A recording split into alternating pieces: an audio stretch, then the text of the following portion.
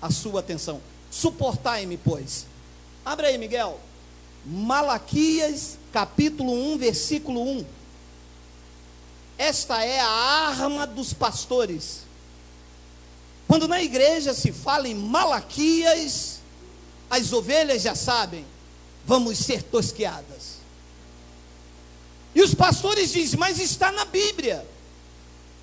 E digo eu, nós não temos uma doutrina bíblica.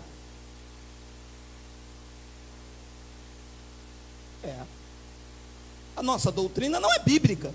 Se fosse bíblica, Malaquias serviria para mim, Levítico serviria para mim, porque Levítico é bíblico. Malaquias não é bíblico, mas não serve para mim.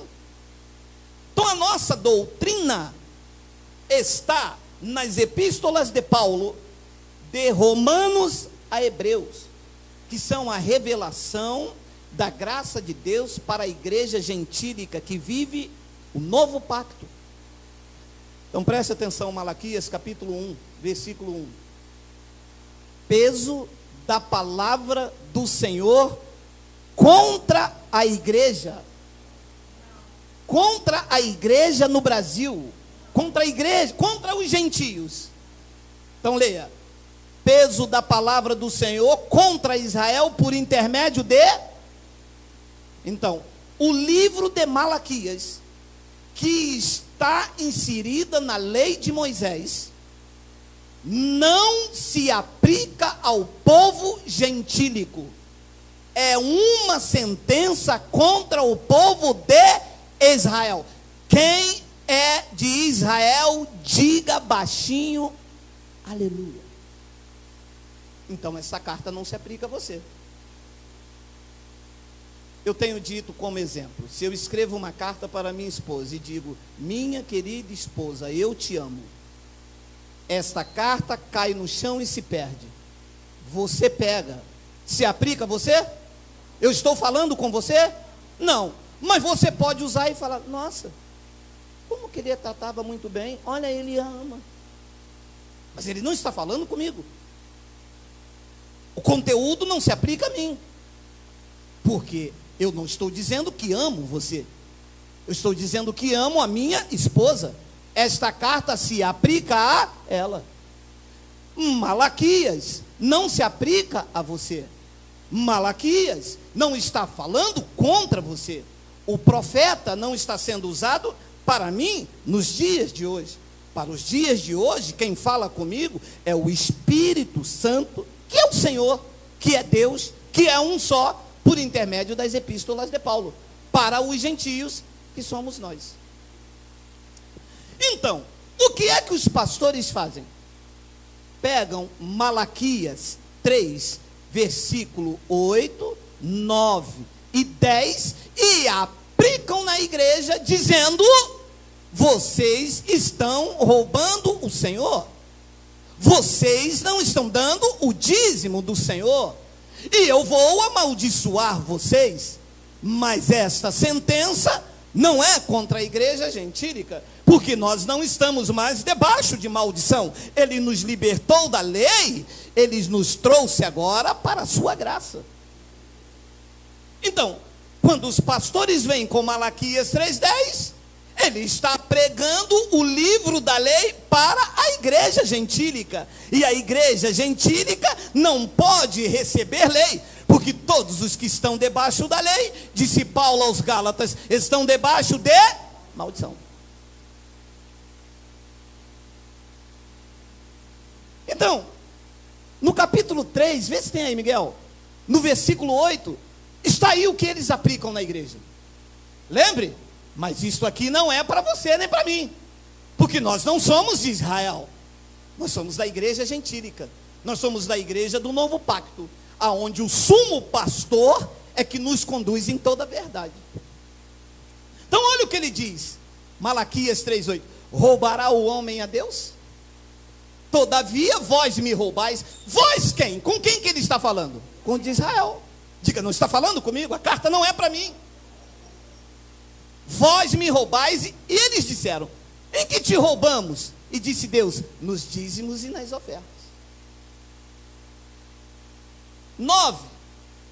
Com maldição sois amaldiçoado, porque a mim me roubais. Sim, todas esta nação, Brasil, Espanha, França, Canadá, não são as nações. Se fosse nações, tinha brecha, porque nações são mais de uma. Então estaria incluída aqui a França, o Canadá, o Zaire, a Colômbia, a Luanda, mas está no singular, porque está falando com uma nação só, e essa nação é Israel, e nós não somos como Moisés. Isso não aplica na minha vida e nem na sua. Alô, da Zâmbia? Ué, e por que os pastores não pregam isso? Porque são cães gulosos. O seu Deus é o ventre. Estão atrás de tosquear as ovelhas. As suas solenidades são para ganhos próprios. Eles não querem instrução e verdade, porque se pregarem o que vem para ir para frente, a igreja fica vazia. Eu não tenho medo da igreja ficar vazia. A igreja não é minha. O que te prende aqui não pode ser a cerca. O que te prende aqui é o alimento. Entende-se? Eu estou pregando aqui sobre o temor do Espírito Santo, senão Paulo se levanta e vai embora. Está aqui como aferidor, e você deve estar aqui assim também. Não pode permitir que eu pregue o engano em você aí, alimentando o meu ego, eu te enganando, e você deve estar aqui pela verdade. E é por isso que a igreja se tornou o que é, porque as pessoas não vão em busca da verdade. A pessoa vai em busca daquele irmão que é muito legal, ou eu não consigo sair de lá porque lá as pessoas são bacanas. Aqui ninguém é legal, aqui ninguém é bacana, aqui a palavra é que nos alimenta e estamos aqui por ela. E quando alguém errar por nós, por causa da palavra que nos alimenta, nós suportamos uns aos outros em amor. Então olha, com maldição sois amaldiçoado, porque a mim me roubais sim toda esta nação. A nação de Israel, a carta é para ele, Deus está falando com eles. Esta carta não pode ser aplicada na minha vida. Então olha o que ele diz no versículo 10. Trazei todos os dízimos à casa do tesouro. Você disse que ia me suportar, deixa eu te investir. A casa do tesouro era o templo lá em Jerusalém, aonde os levitas administravam lá dentro. O dízimo era alimento, dízimo não era dinheiro. Dízimo era a 10ª parte da plantação dos judeus, que eles deveriam levar anualmente, não era todos os cultos. Anualmente eles tinham que pegar 10% da sua plantação e levar à casa do tesouro que ficava em Jerusalém, para sustentar os levitas que não tinham herança e não podiam trabalhar, porque eles ficavam dentro do templo em Jerusalém. Lá era a casa do tesouro. Neste novo pacto, Paulo disse que a casa do tesouro somos nós, vaso de barro, mas com um grande tesouro dentro de nós. Por que Paulo disse isso? Porque quando muda o sacerdócio, tem que mudar a lei. Mudaram os pactos, mudaram-se a aliança. O templo não é mais em Jerusalém, e o templo agora sois vós, o templo do Espírito Santo. Diga, Abba, Pai. Trazei todos os dízimos à casa do tesouro, para que haja mantimento na minha casa, e depois fazei prova de mim nisto, diz o Senhor dos Exércitos: se eu não vos abrir a janela do céu, e não derramar sobre vós uma bênção tal, que até que não haja lugar suficiente para recolher. O que estava acontecendo aqui? Como eles estavam em desobediência, não levando para os sacerdotes, e os sacerdotes em consequência em desobediência a Deus, Deus cerrou a janela dos céus. Era um pacto de dente por dente, olho por olho. Deus agia segundo as obras dos homens. Hoje é em graça, Deus não age segundo as minhas obras, Deus age segundo a sua graça e a sua misericórdia, porque o favor agora é imerecido. Então Deus cerrou a janela dos céus. Como não chovia, eles não plantavam e não colhiam. De uma outra feita, continuou-se a desobediência. O que ficou? Deus enviou um gafanhoto chamado devorador. O que os pastores fizeram? O que eles, lindo de morrer, pior que os políticos aí, transformaram o devorador no diabo. É porque o diabo vai na tua casa. Meu amado, Você acha que eu vou sair um domingo para vir num lugar, ouvir falar da palavra, e o cara dizer que o diabo vai na minha casa? Já não basta os diabos lá em Brasília, meu amado. Ainda vai entrar um outro para comer o que é meu. Meu amado, para comer o que é meu já basta a minha fome. Mas são ameaças, porque quando eles não pegam na ameaça, ele pega no medo. E as pessoas saem com medo. Ai meu Deus, está vendo o que aconteceu? Está vendo? Foi por isso que você não deu o dízimo. Menina, eu sou dizimista fiel da casa de papai. Dízimos eram alimentos, e que o povo tinha que dar anualmente. Pastor, mas por que o senhor prega isso? Porque essa é a verdade. E por que os pastores não pregam isso? Porque eles querem enriquecer. É melhor ser pastor do que ser mecânico.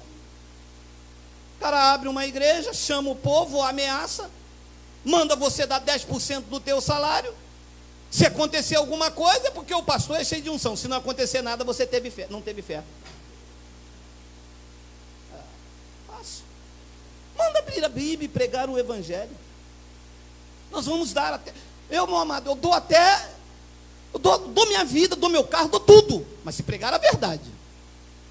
Se eu for apacentado com a verdade, eu dou tudo por gratidão. Porque nada melhor do que você andar na verdade. Pastor, mas se isto aqui é no Novo Testamento, me perguntam os teólogos, então o que Jesus mandou dar no Novo Testamento lá em Mateus 23, hein? Vamos ler? Vamos? Mateus 23, 23? Coloca aí. Vai. Jesus falando com escribas e com fariseus. Preste atenção, você que tem mente iluminada. Jesus está falando com a igreja e com os irmãos. Quem eram os escribas e os fariseus? Os que viviam em Israel, os que viviam sobre a lei e os que seguiam a lei de Moisés. Então, eles tinham que dar dízimos. Então Jesus disse: ai de vós, escribas e fariseus hipócritas, porque dizimais notas de R$50, nota de 100, anel de ouro, de brilhante e de diamante. Qual era o dízimo que os escribas e fariseus davam? Diga lá, olha lá: hortelã, endro e cominho, porque isto era o dízimo. Você vê as ovelhas levando. Quem que é isso aí? Saco de milho. Para quem? Vou levar meu dízimo para a igreja. Você vê? Que dízimo não era dinheiro. Dízimo era alimento. Então ele diz: vocês dizimam a hortelã, o endro e o cominho, e desprezais o mais importante da lei. Ah, dízimo era da lei. Ah, e vocês estão desprezando o mais importante da lei: o juízo, a misericórdia, a fé.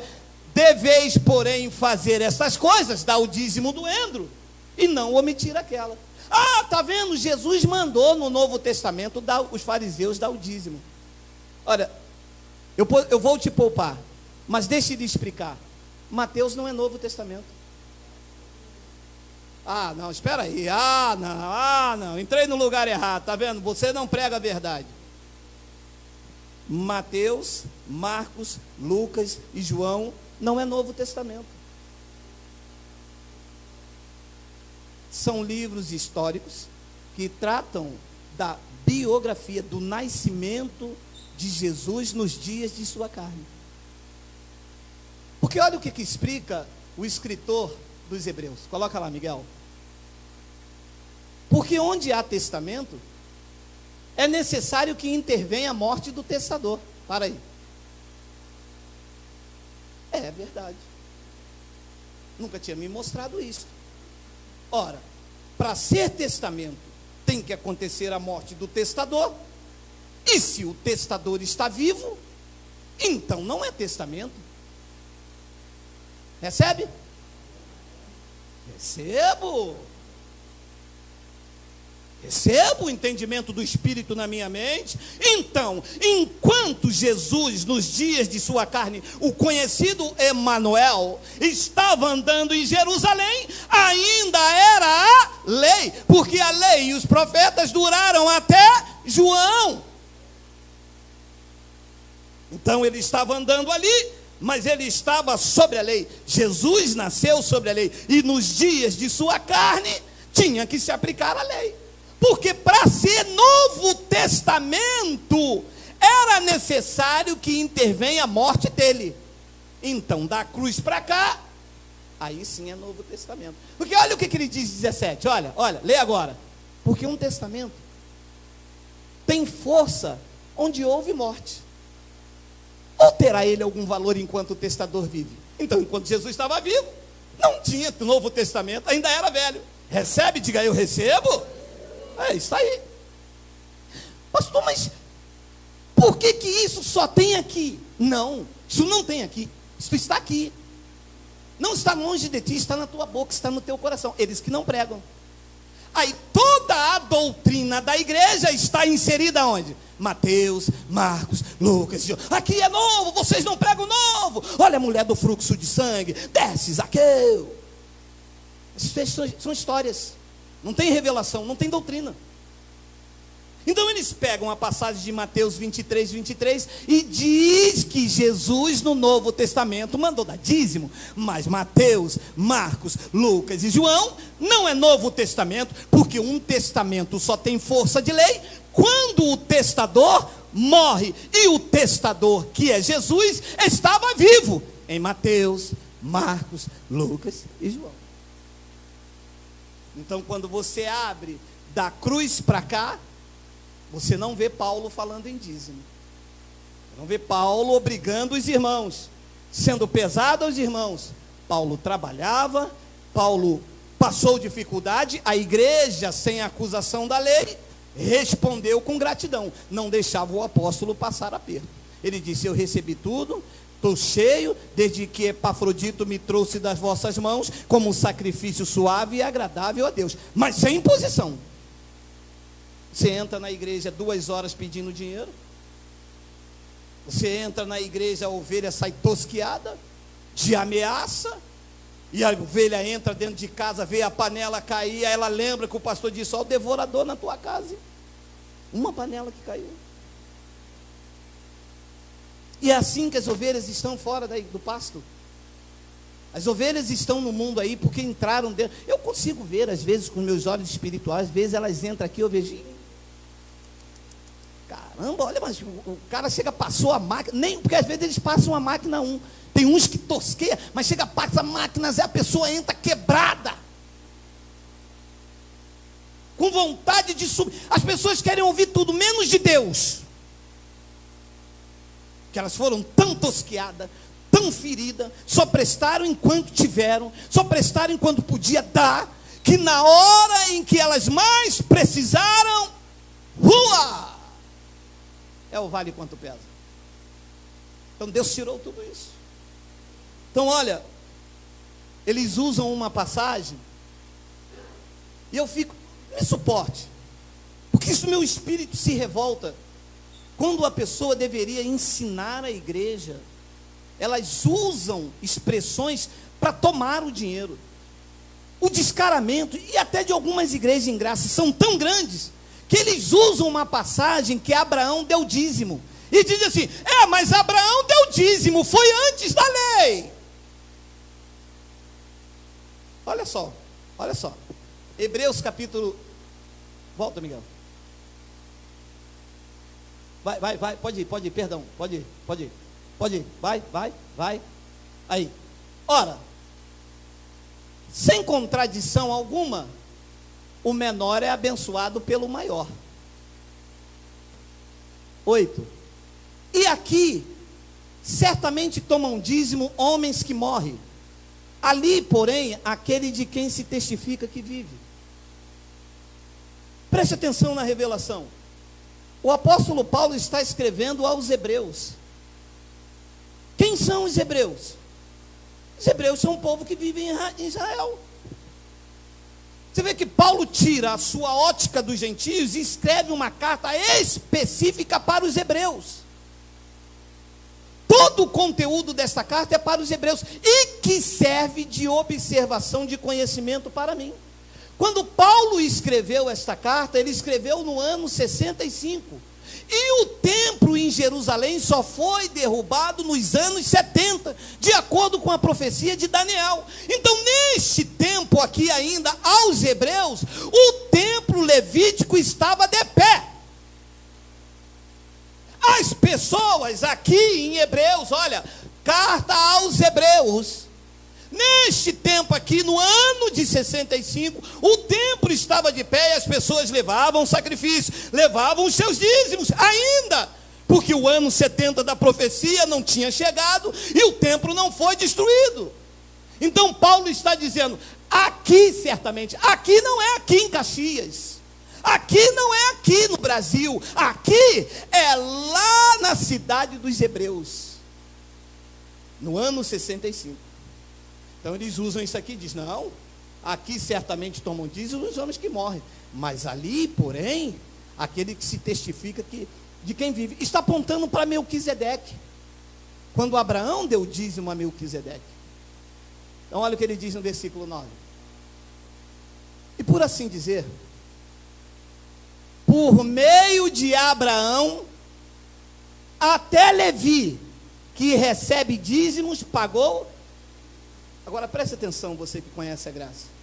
Abraão estava representando os gentios, ou Abraão estava ali representando o sacerdócio levítico? Então Abraão não foi exemplo para que os gentios dê dízimo. Abraão foi exemplo para o sacerdócio levítico, que quando Abraão encontrou Melquisedeque, os levíticos não tinham sido levantados ainda, e Melquisedeque, que era Deus, estava pré-anunciando o evangelho da circuncisão a Abraão. Olha o que diz no versículo 10. Porque ainda ele estava no lombo de seu pai, quando Melquisedeque lhe saiu ao encontro. 11. De sorte que se a perfeição fosse pelo sacerdócio levítico, porque sob ele o povo recebeu a lei, que necessidade havia logo de que outro sacerdote se levantasse segundo a ordem de Melquisedeque, e não fosse chamado segundo a ordem de Arão? 12. Porque mudando-se o sacerdócio, necessariamente se faz também mudança de lei. Mudou o sacerdócio, não é mais o templo em Jerusalém, não há dízimos em graça. Em graça é por gratidão.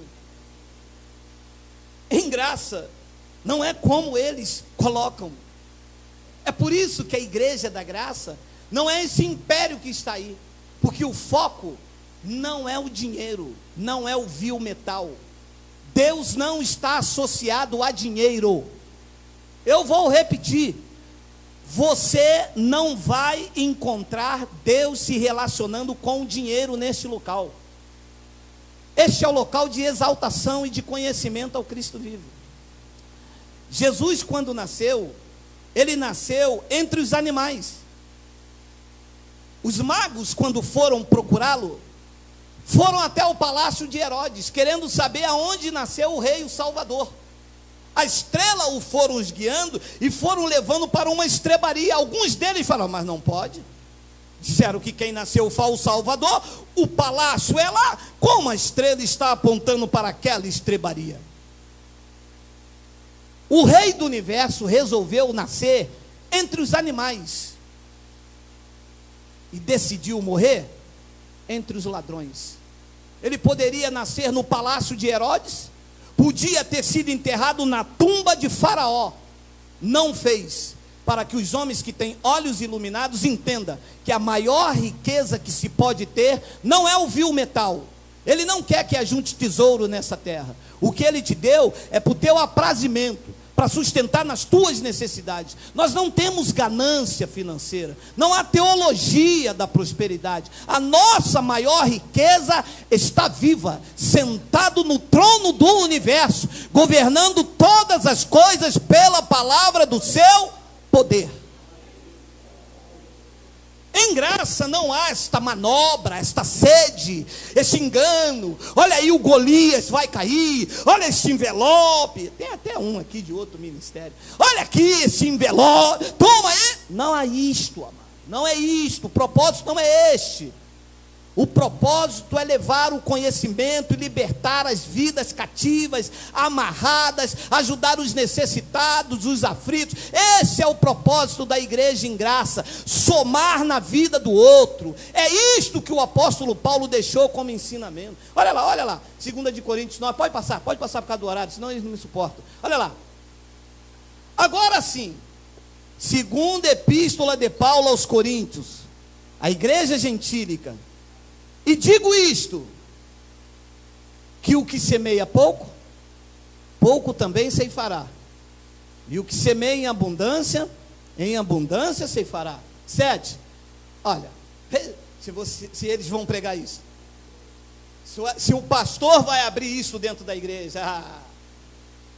Se o pastor quer abrir a igreja para ele não trabalhar mais e depois vir aqui quando alguém perguntar, e o pastor faz o quê? Eu vivo da obra. O senhor vive da obra, mas cadê tua colher de pedreiro? Cadê tua enxada? Cadê tua marreta? Não, eu vivo da obra de papai. Da obra de papai é mole, meu irmão, com o suor das ovelhas, né? As ovelhas não podem comprar um remédio, porque se comprar o remédio está roubando de Deus. A mulher bateu aqui, pastor, eu queria tanto comprar um gás, mas o único dinheiro que eu tinha, eu tive que dar o meu dízimo. Eu falei, minha irmã, a senhora volta lá. Não, mas que se eu for lá, então vamos nós dois. Não, eu falei, então deixa, minha irmã.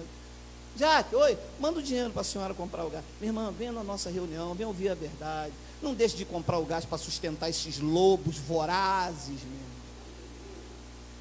Deixar de comprar um remédio para sustentar pastor de carro zero. Pastor com os filhos estudando nas melhores escolas e o povo gemendo dentro da igreja. Vai ver aonde eles estão para pregar um evangelho mentiroso, porque se fosse para pregar a verdade até daria, né? Mas para pregar um evangelho de mentira, 2 horas na quarta, 2 horas no domingo, 2 horas de noite, a ovelha dá ainda é ameaçada. Olha, se eu pegar você numa igreja dessa, olha, eu estou avisando você, eu vou dar em você, hein? Porque não é possível.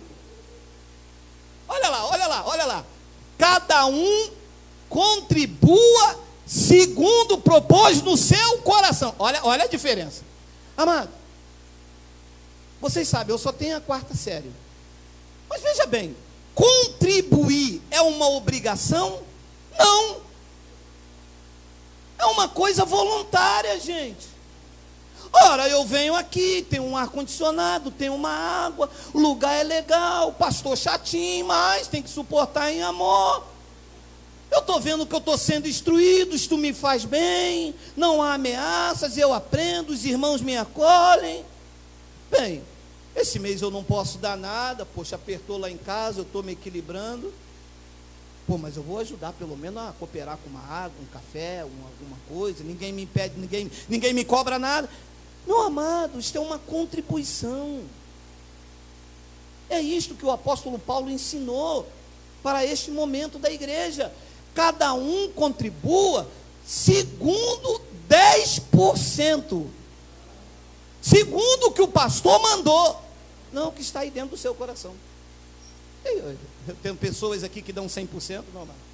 Você não tem noção de pessoas aqui que ganham 2.000 e dão 2.500, vão lá, não pastor, porque não pode parar, não pode deixar, precisa ajudar, porque isso é um espírito de gratidão, porque isto vale muito mais do que qualquer Bíblia em riste, porque é tocado pelo Espírito Santo.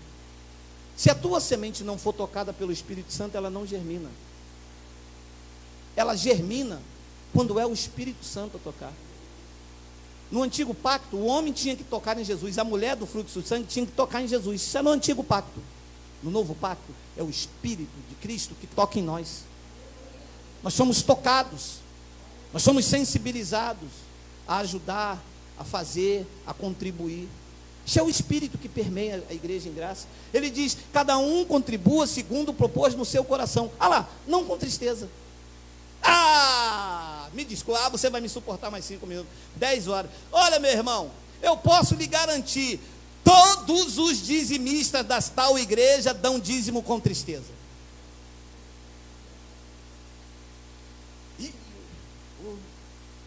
Caramba, recebi um dinheiro aí, 3.000 reais, vou ter que tirar 300 reais, fazer o quê, né? Está na Bíblia, né? É a palavra do Senhor, é a palavra do Senhor. É a palavra do Senhor. O cara puxa. Não é a palavra do Senhor. É a palavra do Senhor para os de Israel. Para nós, os da graça, é esta: cada um contribua segundo propôs no seu coração, não com tristeza ou por necessidade. Por que é que Paulo estava fazendo isso? Porque Paulo, como saiu da lei, sabia que as pessoas debaixo do espírito do dízimo, ou dão dízimo ou com tristeza, ou por necessidade. É ou não é você que veio de lá? Hein, pessoal? Você veio de lá, você dava pela necessidade da janela dos céus abrir. E não abria nunca. Só abria para quem estava aqui atrás. Para quem estava aqui atrás, abria janela, abria porta, abria telhado, abria casa, abria o mar vermelho. Mas os daí, nunca. Porque era um espírito de barganha que eles colocavam em nós, entendeu? Se eu der, Deus me abençoa. Se eu não der, Deus não vai me abençoar. A graça veio e tirou isso e disse: não, você já é um abençoado com todas as sortes de bênçãos. Entendeu, abençoado? Não existe esse espírito de barganha, ou dá por tristeza ou por necessidade. Não, eu estou dando dízimo lá na minha igreja lá, porque, poxa, eu quero comprar meu apartamento, cara. Eu quero comprar meu apartamento. Meu amado, se você não trabalhar, você não compra nem bala. É que quando você trabalha, Deus abençoa o fruto do seu trabalho. Ele já abençoou. E você começa a prosperar com dignidade. Está de glória em glória. Então ele diz: não com tristeza ou por necessidade. Olha lá que lindo, olha lá, olha lá. Não, volta, é a verdade. Não corre não. Porque Deus ama ao que dá com. E a gente não dava com alegria. Eu nunca dei com alegria. Minha mulher uma vez reclamou. Caramba, me lembro até hoje. R$480 há 10 anos atrás. Meu irmão, era como quase 5 mil. Nós tínhamos que pagar uma conta, aquele dinheiro ainda ia faltar. Eu fervoroso, né, meu irmão? Camisa até aqui, eu não podia usar de bermuda, e aquela coisa toda, varão de Deus. Peguei o dinheiro, aquele tremendo na mão, eu disse: mulher, vamos acreditar, Deus vai fazer. Deus nunca fez, meu irmão. Porque Deus não quer esse espírito de barganha com Ele. Deus não negocia a sua glória. Deus não quer esse negócio de Deus só vai me dar se eu der, não. Tudo é dele. Meu amado, o ar que você respira, a sua vida, a sua casa, o seu carro, tudo é dele. 100% é dele, meu amado. Deus não precisa do teu dinheiro, meu amado. Deus é rico. Quem precisa do dinheiro somos nós. Você vê que se Deus vai ficar feliz você pegando metade do teu pagamento, dando para Ele. Você acredita nisso? Se Deus precisa do teu dinheiro, quem precisa do teu dinheiro é alguém que entrou aqui, que ainda não fez uma alimentação. Quem precisa do teu dinheiro é alguém que está aqui, que precisa de comprar um remédio. E como isto aqui é um lugar cristão de Deus, um semeia, outro doa, outro faz, e no final tem que ter alguém sensibilizado por Deus a contribuir. Porque este é o chamado. Olha lá o que diz o 8, olha o 8. E Deus é poderoso para fazer em vós abundar toda a graça, a fim de que, tendo sempre em tudo, em toda suficiência, abundeis em toda obra. Olha, 9. Conforme está escrito: espalhou e deu aos pobres, a sua justiça permanece para. As ovelhas dão, o pastor pega, bota no bolso. A ovelha precisa de um remédio, o pastor diz: a irmã tem pouca fé, precisa orar. O Evangelho da Graça diz: não, senhor. Semearam, você aqui espalha e dê aos pobres, e a justiça de Deus na sua vida permanecerá para sempre. Eu não ando com medo do Temer. Eu não ando com medo de JBS ou da BRF de carne estragada. Há uma justiça de Deus sobre a minha vida. Deus vai me conduzindo em triunfo. uma boa carne ali em promoção, procura o dinheiro, não tem. Caramba, a carne estava estragada. Deus dá livramento sem você saber, Meu amado, quando você é conduzido em triunfo, todas as coisas cooperam para o teu bem. Nós acreditamos nisto. Nós não estamos aqui com intuito gananciosos, visando o teu bolso. Nós estamos aqui te ensinando para que você saia desse espírito de meretrício, de vendilhagem, dessa barganha que se tornou a igreja evangélica. Ué, mas como que o senhor faz então para pagar a conta de luz? Vem, cara, 2 ar-condicionado, eu vou aumentar agora esse mês a potência desse ar, nós vamos pintar, reformar, nós vamos fazer várias coisas, comprar equipamento. Como é que o senhor faz tudo isso? Pelo Espírito. Se vir 100, eu espalho os 100. A justiça de Deus permanece. Ele faz, eu não sei como, às vezes eu tenho mês que eu não sei como é. Mas nesses 6 anos, nunca faltou absolutamente nada. Nem na minha vida, nem na vida das pessoas que se propuseram a abraçar o Evangelho da graça de Deus. Não há ameaça, não há dedo em riste, não há nome, porque nas igrejas bota assim, quem não deu dízimo, bota o nome, e você não toca mais. Não há nada disso, amado. É por gratidão a Deus, é com alegria. Ele disse, tu espalhou, tu deu aos pobres. Olha, se está escrito, eu creio. Você crê? Você crê? Diga, Abba Pai. Se está escrito, eu creio. Ele disse, espalhou, deu aos pobres, a sua justiça permanece para sempre. As pessoas estão desesperadas. Eu não estou. Ele me predestinou. Todos os dias da minha vida foram escritos e determinados quando nenhum deles havia ainda. O dia que eu estou vivendo hoje já foram escritos e determinados. Deus sabia que eu iria viver em tempos difíceis, de emprego, de escassez e de roubalheira. Deus sabia, me colocou aqui, Ele tem um controle absoluto. E qual é a minha participação nisso? Ser obediente. Sou um semeador, não há imposição, ninguém manda em mim, não há nomes aqui escritos para quanto eu tenho a dar. Eu vou semear. Está aqui a minha semente, eu vou semear. O que eu achei que eu posso. É pouco aos olhos de alguns? Pode ser. Aos olhos dos outros pode ser muito? Pode ser também. Aos meus olhos é o que eu posso fazer. E é a forma que Deus recebe. Porque eu estou fazendo com alegria. Não estou dando por necessidade, em Deus me dá algo. Deixa eu te dizer, me desculpe. Você não entrou aqui, você não veio atrás de bênção. Porque você já é um abençoado. Você não veio atrás de prosperidade, porque você já é próspero. Você não veio atrás de milagre, porque o milagre te acompanhou. Você não veio atrás de cura, porque tu já és curado. Você veio para agradecer. Você veio reconhecendo que sem Deus nós não podemos nada. Vamos dar um lindo aplauso, vamos semear em nome de Jesus. Obrigado os irmãos aí. O lugar é Huambo, Angola. Um abraço da igreja em Caxias. Vamos semear.